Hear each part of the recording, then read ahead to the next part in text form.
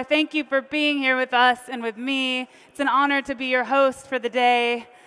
We're trying to bring high energy out here. I know it's been a long day and it's a lot of information, but this is one of the most important events of the year, Proof of Talk, where we're establishing and laying out the building blocks of the future of this industry. So we want to thank you again on behalf of Proof of Talk for being here and listening and actively contributing to this ecosystem.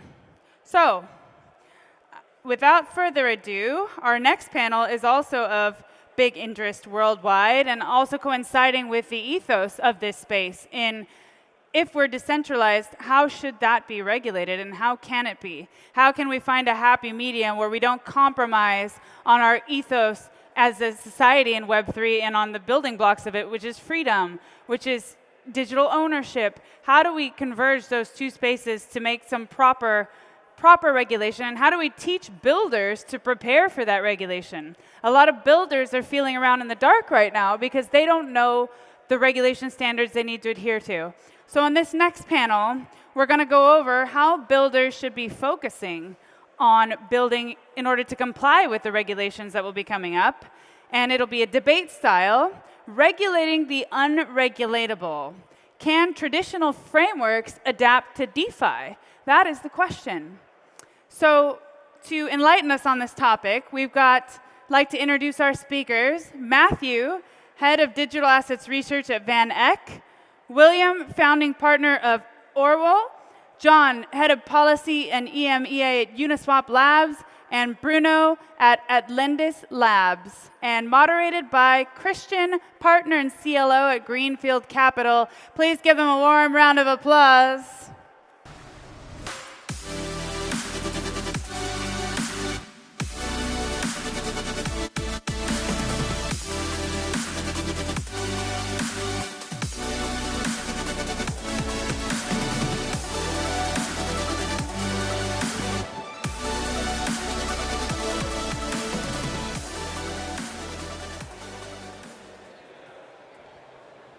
Well, welcome everybody. I think crypto regulation is shaping up to be the hot topic of this summer.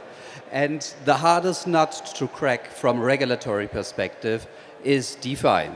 So it gives me great pleasure to be on this stage today with an all-star panel to discuss the risks and challenges in regulating DeFi, and also how projects can navigate this very uncertain space right now to prepare for potential upcoming regulations. But before we start, I think it would give the audience great context if the panelists could quickly introduce themselves so that everybody knows who's on stage and what they're actually doing. Jon, you want to start? Yeah, thank you.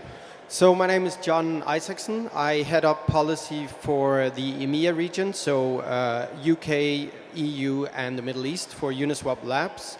Before that, I worked on the MiCA file, where I drafted and negotiated the MiCA regulation for the Commission, and also was involved in some of the AML regulations that are also coming out now.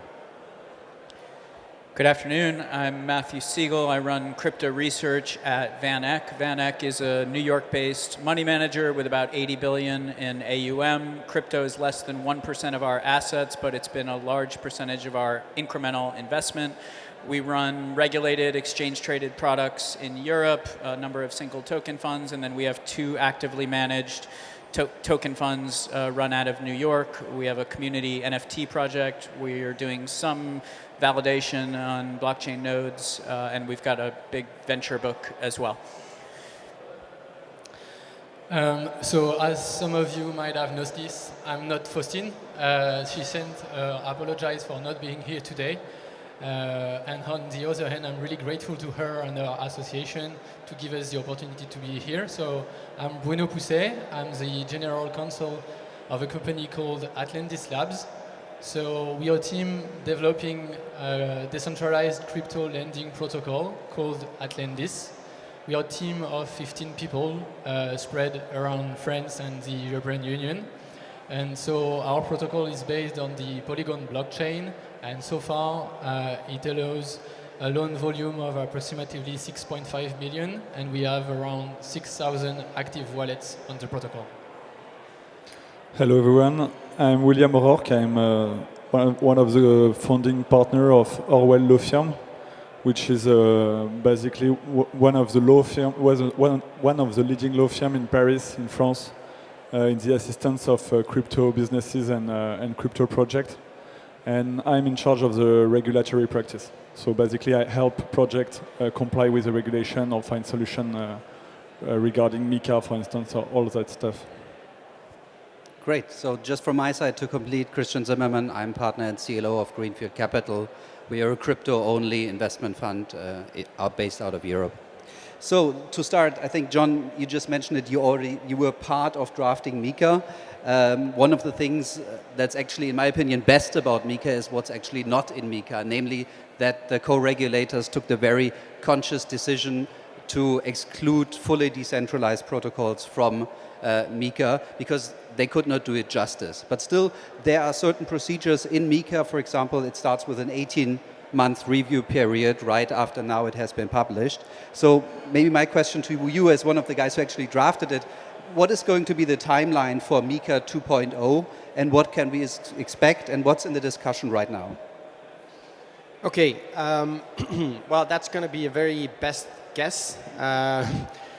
But I'm glad that you highlighted that it was not a mistake that DeFi was not included in MiCA. It was a deliberate choice. It was a fact that DeFi was very, very small back when the drafting of MiCA actually started.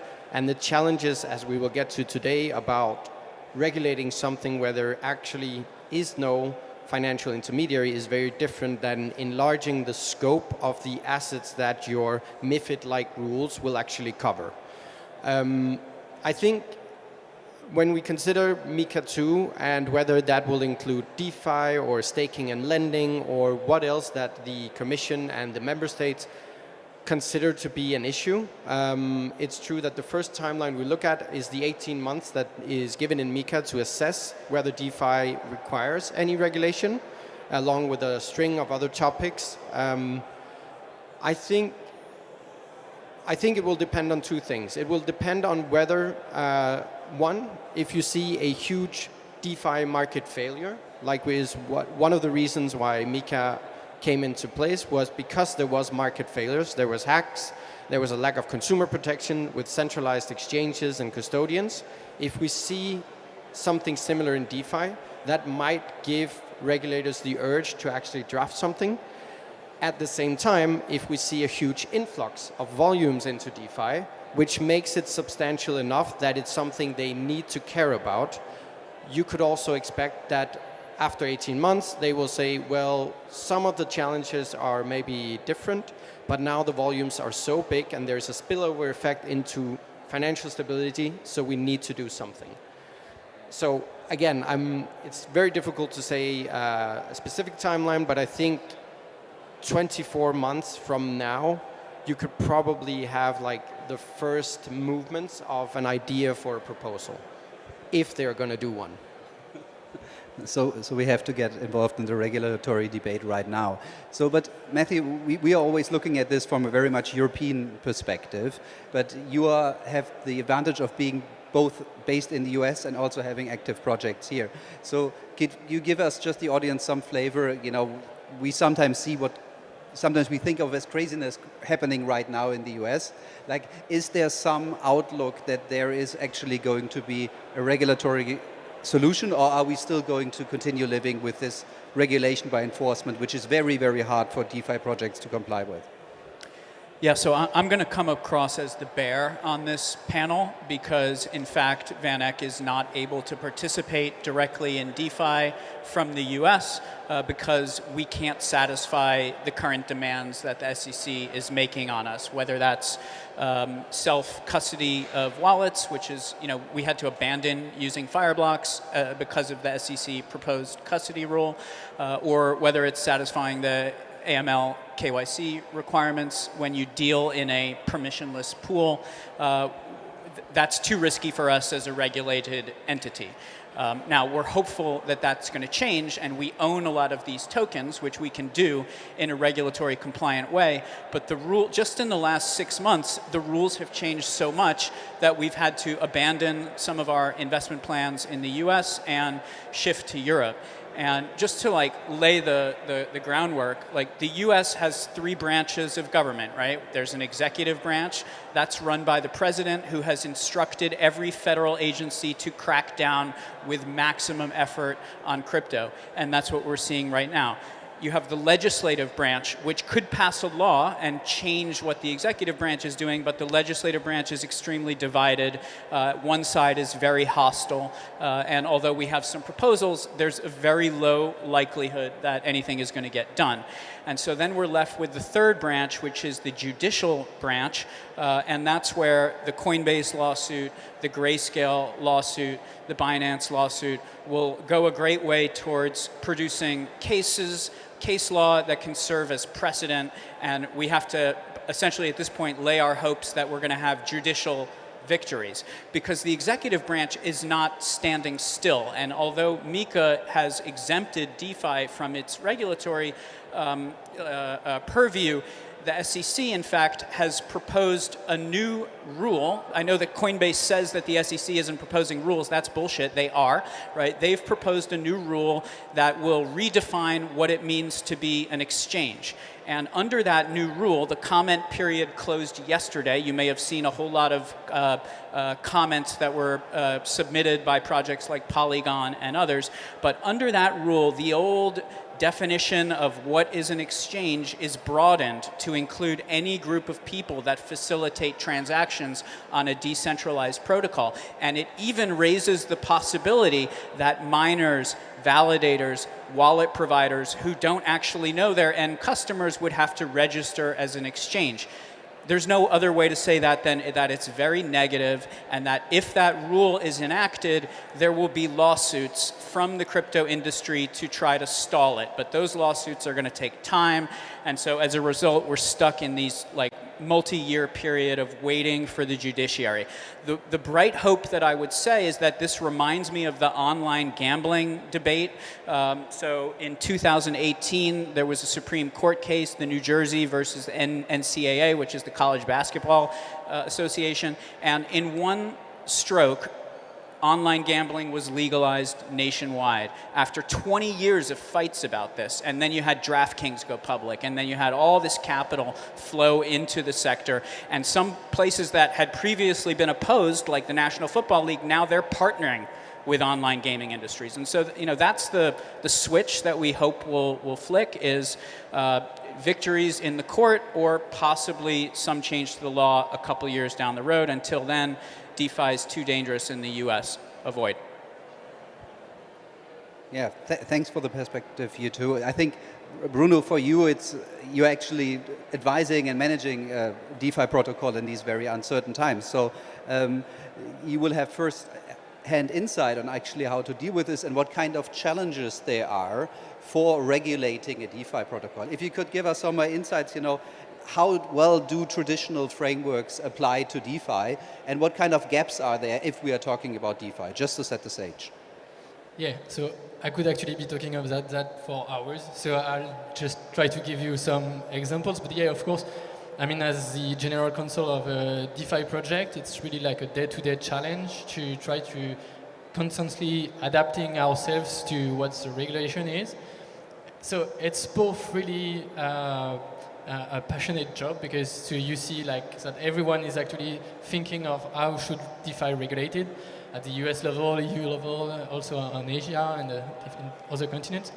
And so, yeah, but when it comes to having meetings with your funders and whether or not they should be liable in this or this other situation, you have to provide them with answers. And so this is how it becomes a bit tricky. And so, yeah, I think so. At the European Union level and also at the French one, regulators are really doing a great job, like trying to be proactive on all these questions. I found that it's a really good thing that the European Commission and the European Parliament didn't try to regulate DeFi at that time because it was really an early stage for it. And I mean, I kind of want to say that it's still quite early in the way that, for example, so we want to regulate DeFi, but what's really DeFi? We talk about MiCA, which talk about fully decentralized project. This is also something that is not clear for quite a lot of people. And so, yeah, we have to deal on a day-to-day basis with issues. For example, so when you want to set up a DAO, a decentralized autonomous organization, you need to be able to pay people who are working for you, but you can't actually invoice things. You need to sign contract, but so you need at some point to have some bridges between what's happening on chain and what you would like them to be from a legal standpoint. And so yeah, this is quite a lot of day-to-day challenges to just constantly adapting ourselves. The good solution that was the one a year ago isn't the same one today, and it's going to be probably a different one again in a year from here. So, yeah. Cool. Thanks. I think one of the biggest, we always talk about the challenges that DeFi presents, but I think one of the biggest opportunities that DeFi also presents is that there is a chance as a DeFi project to implement regulation by technology. And William, you have worked with many DeFi projects, you advised many DeFi projects. What is your opinion about this entire concept of implementing some kind of regulation by technology and doing this on a project or front-end level? It's a very interesting question. Me, I will maybe surprise you and maybe not agree with everyone in the panel, but I'm not a huge fan of this solution because for me there is two stages when you are talking about like technology and especially about crypto and regulation. The first one is how you adapt your project to fit with the regulation, more or less. I mean, as Bruno just explained, you have to find some trick, some short-term solution. You have to basically to try to adapt what you are doing to the regulatory environment. And on the long range, the technology will have an impact on the regulation. But for me, it is the end of the game. It's not today. It's not the emergency. Maybe in 10 years from now, we will have on-chain KYC. We will have market abuse prevention on-chain and so on. But I think my job, like for the last 5 years and probably for the next 5 years, is just to help project and to help to find solutions that match with what the regulators can do and can handle. And today, like the financial regulators in France, in London, in Berlin, and probably the SEC, they are not able to handle on-chain stuff. It's not what they want to do right now. It's not what the law is based, and even the society is not ready to change everything for us. We have first to adapt. So, to the chairman of the House Financial Services Committee, Patrick Mahenry, recently put out a digital assets market structure bill, which has no chance of passing as it's currently written, but is great to see like where the Republican thinking is on this. And I have a lot more to say about that bill, but in the bill, they specifically instruct the SEC to update their record-keeping capabilities to incorporate open source blockchain transactions. And speaking to Binance's new head of compliance a couple weeks ago, like he said the same thing, that convincing regulators to accept a smart contract as a legally as evidence that a transaction occurred is just not in their DNA right now. And these bureaucrats need to be told to do that by lawmakers. And that hasn't happened yet, right? No, I just, I agree. I think that in many jurisdictions that will be the case. I think, to William's point, I think I completely agree. I don't think that you can, for everything, I don't think you can or should build into open protocols by design something that complies with the regulation. That should continue to be focused on service providers that potentially will then be enlarged. So let's say the Uniswap Labs interface or our non-custodial wallet, clearly not at present in scope of MiCA. So going back to that point of truly decentralized manner, the intention of that recital is to say, if there is a part of a DeFi arrangement that is a legal entity providing one of the services captured by MiCA, which is custody, exchange, trading, those types of things, if someone is performing that activity and they are a centralized entity, of course they're in MiCA, even if they say they are DeFi and they have 4 out of 5 different entities that do not exist. But I think if you then take it one step further and you think, okay, how would a regulator go about it? We talked about previously the ACPR's consultation. So regulators are really thinking about, that is the banking regulator in France, by the way, if no one knows, I guess some of you do.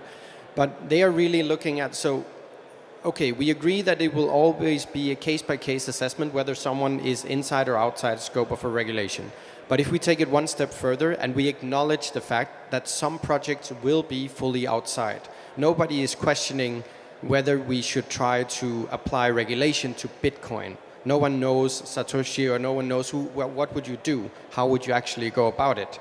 But what you can do is potentially look to future developments and say, okay, we as the regulator has come up with this idea that if you build your DeFi protocol on top of Ethereum, that we have first of all checked and we consider Ethereum to be okay from a regulatory perspective. If your DeFi protocol is built in a way that it is transparent, you cannot buy up all the governance tokens and change the scope of what it actually performs. If you follow these instructions that we have created together with the industry, maybe, just maybe, there could be room for some kind of certification where we would allow other companies to get involved. So regulated institutions, if it's built according to these principles, maybe they can get involved.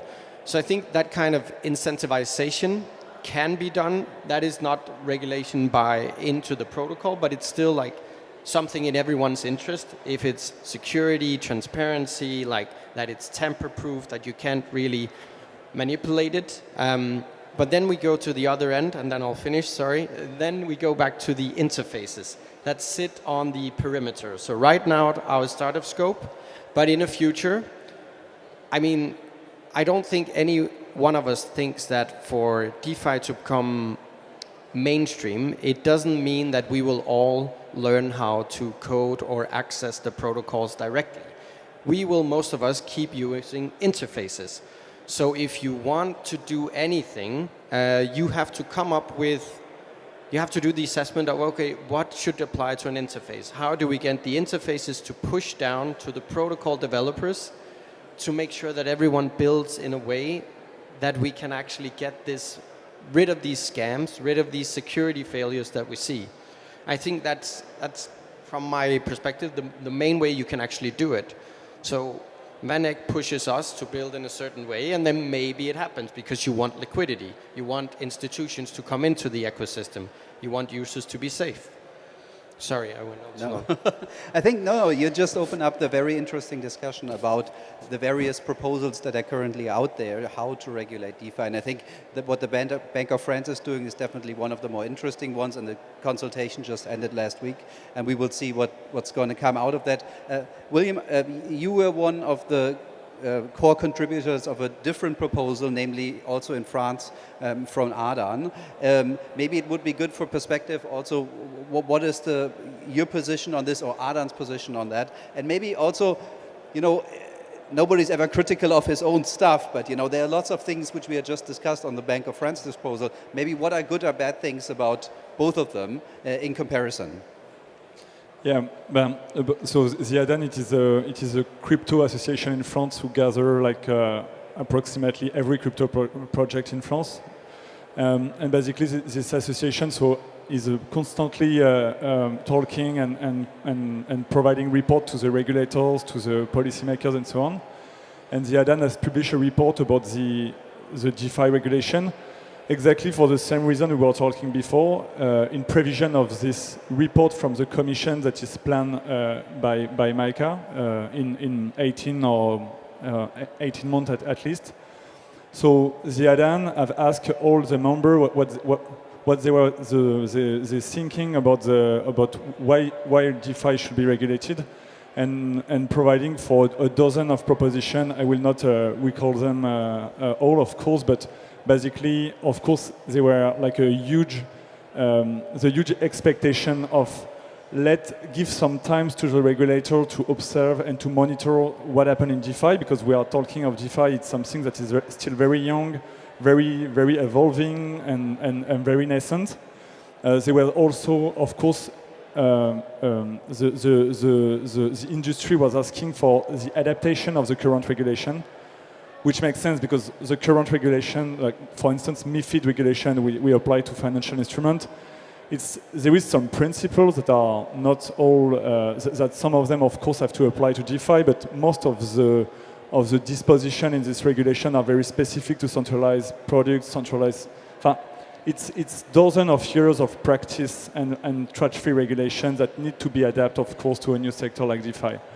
So basically, the point of the ADAN is why it say like give us some time.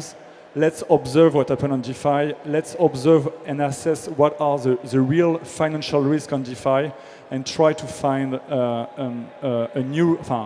try to adapt the current regulation. This is for the ADAN, and of course the ACPR. So the ACPR, it is the Banque de France, have a very different but also very interesting approach. The Banque de France say, okay, we have study and we have monitor like every layer of DeFi, so the first layer, the second layer, and the application layer. And for every layer, we will suggest like different paths of regulation. So apply the current regulation, try to adapt the regulation and not regulate. So this report is very interesting because it's an open toolbox to regulate DeFi with a lot of bad ideas inside, of course, but also some ideas that is very interesting. And most of all, what is interesting about these two reports, it's first, the industry is able to organize and to understand why regulation could be important and how to talk to a regulator, which for DeFi it's a very huge challenge because there is a huge cultural gap between DeFi and the regulators. And about the ACPR, it is exactly the same thing from the other way. They are very interesting on DeFi and they have an in-depth knowledge about what is DeFi and what is the risk attached to DeFi. If I can add a quick comment on that, actually, yeah, from my perspective, the way that not long ago, we used to live in a world where we would say, we don't know how this should be regulated, but probably like the regulators won't understand that like for years, and we're gonna stay like this for quite a long time. But actually, what this report also shows that they are putting a great interest into like the crypto ecosystem, even though it's not worth that much in comparison to, for example, other markets. But they are really looking into it, and I think the ACPR market isn't right about a lot of things, but it also shows some great knowledge about how the system is working, and I think we are all going in the right direction, and we are. What's important, I think, is we're able to communicate about this technical stuff, and so I think it's a very important step that we are achieving with the French regulators as well, from my perspective. Thanks. I think one of the other questions that has been touched indirectly like now several times is the question of decentralization that we're always talking about. This is a DeFi protocol, and I think there's probably going to be some protocols in this room right now who are asking themselves, am I a DeFi protocol? Do I satisfy the criteria of being fully decentralized, as is, so to say, the exclusion criteria from MiCA? And MiCA does not itself define that. So I'm very curious, Jon, are we going to get clarity on that in the level 2 documentation on MiCA? Or what is your opinion of what constitutes a fully decentralized protocol? Okay, so for the first one, there is no specific mandate to answer that question, because as I explained before, I think from the Commission side, it is not to say that it is simple, but it was simply to highlight it's a case-by-case assessment, and then you will have to look at it, you as in the supervisors. But what MiCA does not do, because that was simply too difficult, because we didn't spend time on assessing what does it mean to be fully decentralized. So we know what it means to perform one of the services inside, but of course we can all agree that decentralized exchanges, they perform the trading part of what would be otherwise captured by MiCA. But what a lot of supervisors across Europe have been doing is, for example, to discuss together, so what is actually enough control over a protocol that we would consider you the entity behind this protocol. So they are actually trying to consider, okay, so what does the governance token do? How many governance token does any associated entity hold? Are there actually a backdoor? Are they keys? Can the smart contracts be upgraded? Are they non-upgradable? So they're trying to answer this question, and I think from our perspective, I mean, there's no, like you alluded to yourself, it's a spectrum, right? I mean, you don't have that any DeFi protocol is fully decentralized.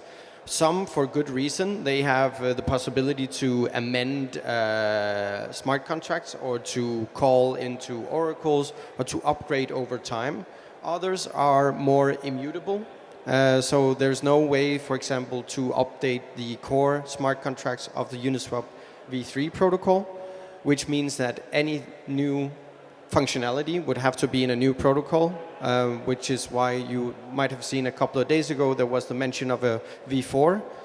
So at least from our perspective, one way of explaining to supervisors that this is actually decentralized is that, well, the smart contracts that actually perform the liquidity pools or the trade cannot be changed. Even if you bought all the tokens, what you can do is change something around the fee tiers you can set in a liquidity pool, deployment on a new chain, which is essentially growing the ecosystem. So that could be one question. Another question could be, I mean, looking at whether someone with some kind of access to the protocol still has to go through some kind of governance vote to actually make the changes. And is that enough that they're still considered decentralized? We will simply have to wait, unfortunately, like in the US, we will have to wait for the European regulators to make a decision or to look at certain projects and really consider, okay, well this is actually just running. We always like to say there's the simple thing called the meteor test, as in if all the developers were sitting together in a room and a meteor unfortunately crashed on the room, if the protocol keeps operating and if the DAO disappears, it keeps operating, it's a pretty good sign that it's quite decentralized. Decentralization is a spectrum until you get sued for operating an unregistered exchange. And so like you have to try to make some rules, and that's what the McHenry Market Structured Bill does. They lay out 5 different criteria that contribute to decentralization. And if the project is decentralized, then it's a digital commodity and it can trade on a CFT licensed commodity exchange. And any stakeholder can petition the regulator to allow that asset. Right? It doesn't have to be the issuer, because in a truly decentralized protocol, there is no issuer. And if those 5 criteria are not met, then the project is centralized, it's a security, and the issuer must disclose key information. So our team, took the language in that bill and we applied it to the top 50 crypto assets, and what you find is that they're basically all securities unless you're a proof of work chain, that's currently facilitating payments. So that's the reality as it lies right now, and we need legislation to codify that, because right now the SEC is just saying they're all securities, it's facts and circumstances, and we're not going to tell you the rules. At some point, we're going to have to figure out what the rules are. You wanted to comment? Matthew, thank you for your American common sense. It's great. Me, I have a question for you. Have you ever met I have my opinion, of course, but have you ever met an application decentralized enough to fall outside of the scope of MiCA regulation or all other regulation, except Bitcoin and Ethereum? Dogecoin gets pretty close, right? So No, it's a great time to start a proof of work chain, right? And airdrop only, that would be a great model at the moment. No, but Well, I would also say that the Uniswap protocol does not fall inside. I can't, and I think we can probably have a long debate about this, We but will. I wouldn't be able to see how the DeFi protocol, the Uniswap protocol, would fit inside MiCA. The activity would, of course, be trading or exchange, but there is no legal entity. There is no way to control the protocol. There is no backdoor. There are no keys. Uniswap Labs, completely different entity, providing simply an interface or a non-custodial wallet. And then that's a separate discussion whether any of those activity could fit within the definition of MiCA. Because then you would be beyond the decentralization point, because we're a legal entity.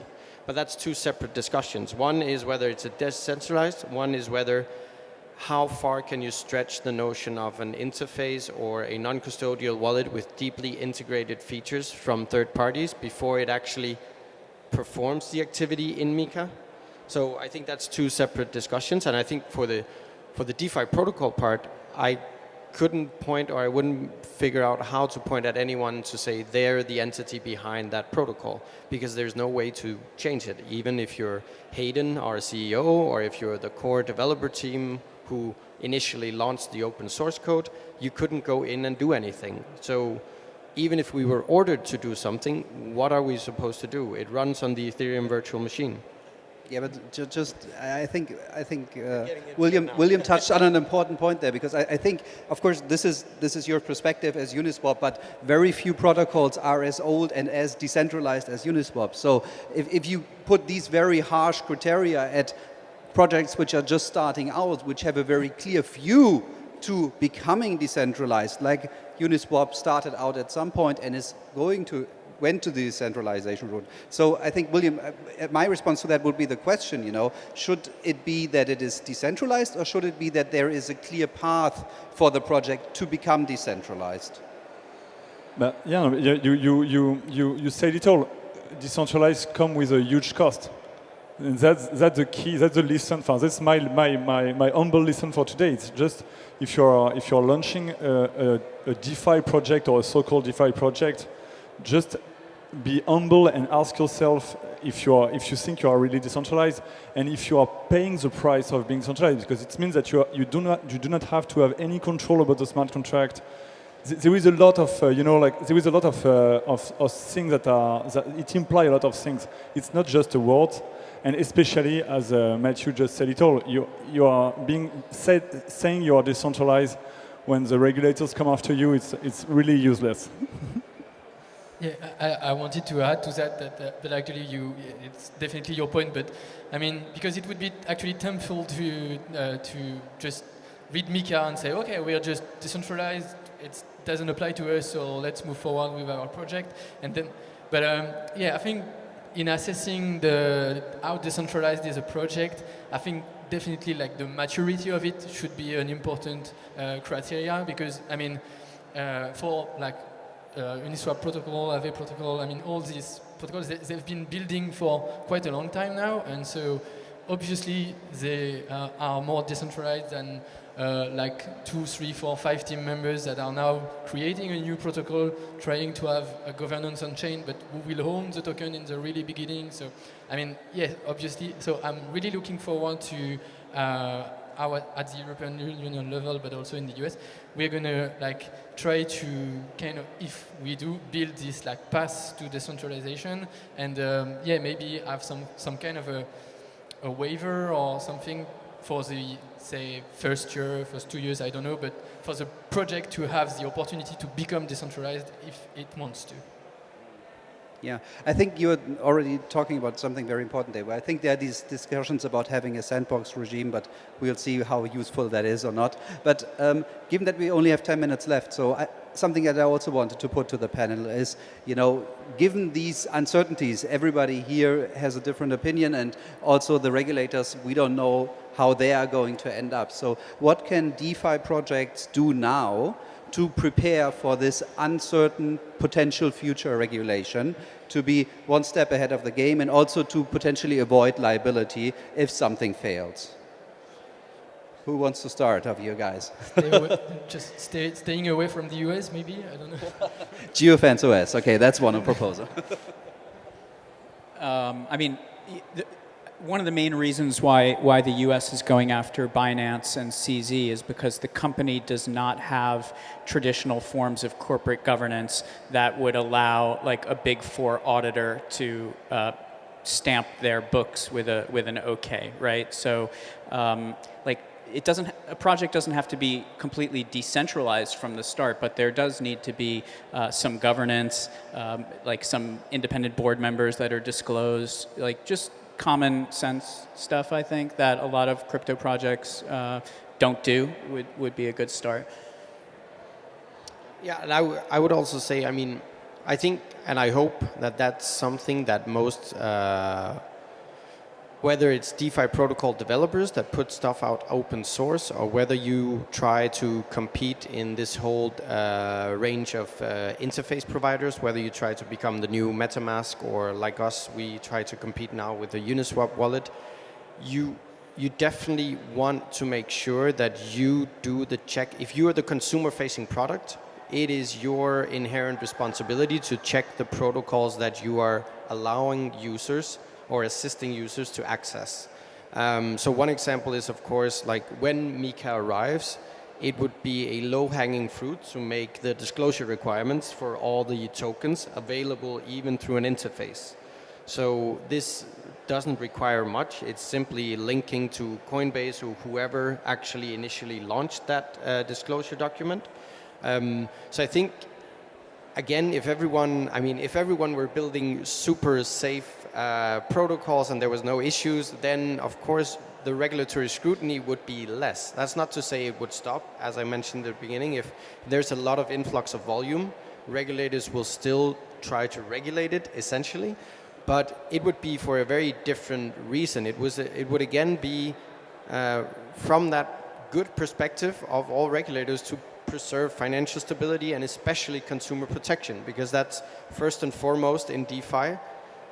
I think sometimes overblown, because I think a lot of DeFi users actually have a pretty good idea of what they're doing. But I think that makes them even more prone to actually read disclosures or actually try to educate themselves if they don't understand the product that they're using. So you have to, if you help provide access, you have, I think, an obligation to try to assist them in that as well. And that would definitely be you getting accustomed to something that will be forced upon you in the future if regulation arrives. So it's kind of like a little bit like front-running the law. But I think, William, you also had some ideas on that. Yeah, sure, because it's actually what we are doing with a lot of protocol and project. But the first thing you have to understand that regulation arrive, it's almost here. So the first thing is to pay a little bit attention to regulation, of course, without fear or without stress. Remind something that what DeFi is living right now is exactly what CeFi, at this time we say Bitcoin, were subject 5 years ago, and everything went well. Now the CeFi, like Binance, Coinbase, Kraken, well, except in the US, but I'm sure it's temporary. But right now the regulation is okay for CeFi and it's working well. So what my only advice would be, the rule, I hope it's not linked to what I just said. The rule of the game will change, and you will just need to learn to play with the new rules. But the game will continue. That will be my last word. Anybody? Yeah, but just, it's not particularly legal, but I think coming a step before, builders of the project are usually coming from also a technical standpoint, a background, and I think having a good thought about the security of the protocol, doing great audits, and having the code being open source and This is, I think, a lot of the acts are actually really talked about in the press coverage and everything. This is, I think, not good for the whole ecosystem, and this is also something on which we need to keep improving. So, yeah. Exactly. I think having clear disclosures, implementing what you can do on the technology level to prove that this kind of regulation is actually not needed for my project because I'm already implementing the regulatory goal the regulator is striving for. And then having very clear governance, is something where you can show a lot of transparency and also create trust, that you're not the one later on who's ending up on the chopping block, but are prepared for the next steps. Well, we have reached the end of our time. I think it was a really interesting discussion. I thank all of you for being here, for being open about what you had to say and contributing to this discussion. I think this will be a topic which will follow us for the next months and years. And it's also, as Jon said in the beginning, this is something that is being, at least in Europe, being developed right now. So this is also an open action call to everybody who wants to get involved from the public policy perspective and form part of the debate to make sure that the regulators understand what the real problems of DeFi projects are and how they can be helped and that how they cannot be regulated to death.